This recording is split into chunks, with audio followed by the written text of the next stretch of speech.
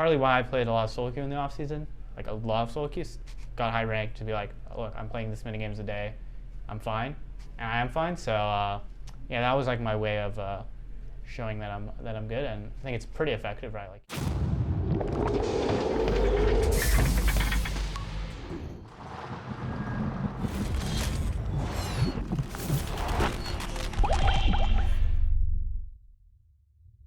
This is Zento from Esports Heaven, and I have here with me Grig from Dignitas, victorious over Team Liquid.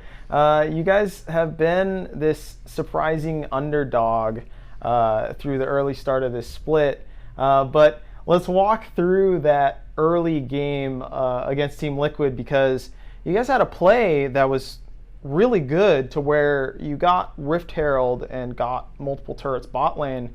So can you just like walk me through the early game portion of that?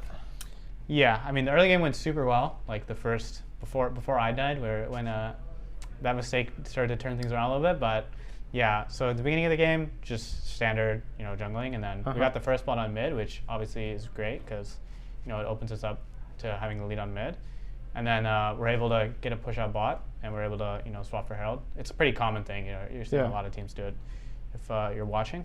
And yeah, I mean, we end up using the Herald. Things are looking good, and yeah, we'll stop there, I guess. Nothing else happens. It was just perfect. So I did notice this game that you were doing vertical jungling at the beginning. Yeah. And I don't think a lot of people talk about the intricacies of what vertical jungling actually is from the jungle perspective. So can you tell me what are the most important aspects that you have to keep in mind when you're doing vertical jungling as a jungler? I'm not going to go too in depth in why I did it that game, but usually it's basically just based off how the lanes are. Like if it's easier to be in one quadrant of the jungle due to a lane having push, right? In that game, specific reasons why I did it and how I did it. But yeah, generally it's just like, oh, that lane has push. If I jungle there and he walks in, it's bad for me, It's basically that simple. So they're behind having push, don't want to be on that side. Just, do the vertical jungling on top side, basically. So now towards the end of the game, Johnson was just doing ridiculous amounts of damage. He couldn't be stopped. And so you have this rookie ADC that's on your lineup. Tell me a little bit with your experiences kind of playing with this newer player. Yeah, Johnson's great to play with. He's definitely inexperienced, which obviously some effects, but like his mechanics, individual play are just absolutely fantastic. So he's a pretty reliable player when it comes to basically throughout the whole game. Yeah, I mean he's definitely a rookie, so some things he's working on really hard. So and he's a really fun guy to be around IRL as well. So yeah. So let's kind of switch to a darker topic, I guess if you want to call it, of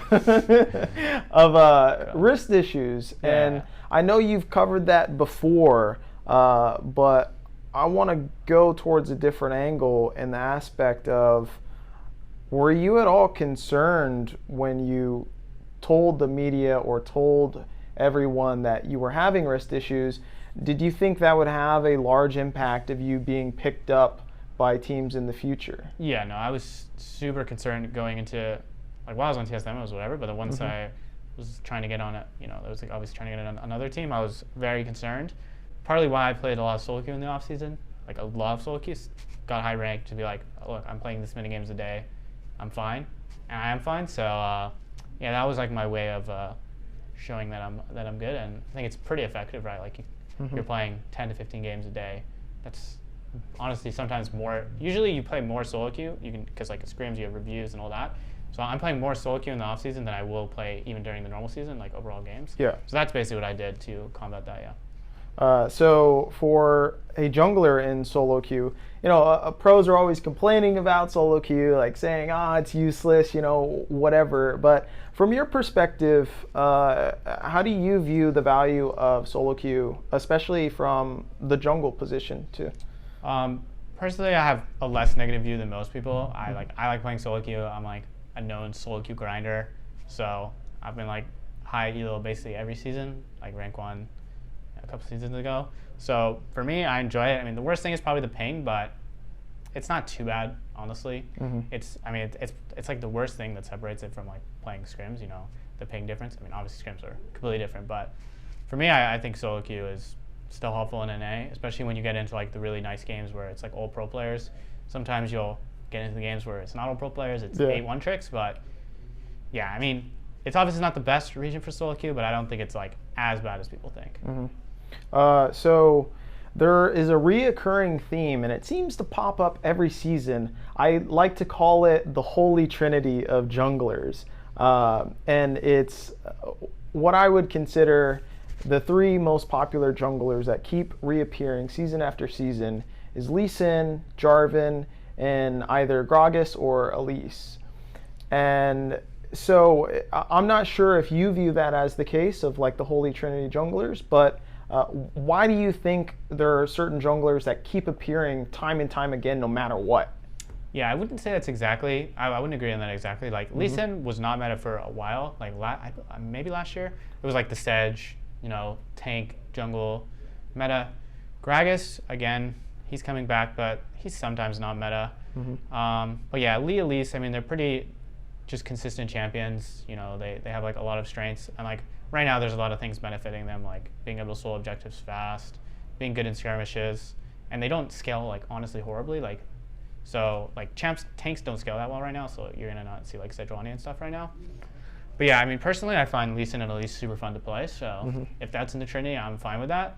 But yeah, another thing that happens is there's different junglers that pop up. Like an example is Sylas, nerfed to the ground in jungle, can't play that. Okay, great. Kiana, nerfed attack speed, can't jungle anymore. Okay. Yeah. So if you instantly one-shot any new junglers that pop up, then you're gonna have the same junglers, which I liked playing Kiana, so I was like, okay, I practiced this champion. Okay, it's gone. Okay, my bad, I guess. So I'd prefer if they don't hit the champions that pop up quite as hard as they do, because they did that with Tilly and Camille as well, which I enjoy playing. But yeah, I like playing most champions, so it's fine for me. Okay. Lastly, so you beat Team Liquid, but they had their substitute Schernfire.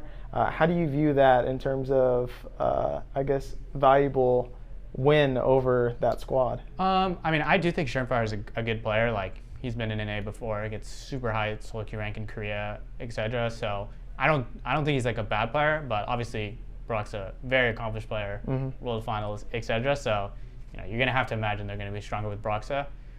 Obviously a lot of people will be like, wow, it was such a close game, but honestly, if we played cleaner with the comp we had, we would have definitely won very easily. So even when Broxa comes, I think we'll be able to handle them. All right, cool. I look forward to the rematch. This has been Azento from Esports 7 and Greg from Dignitas. Thank you. Thank you.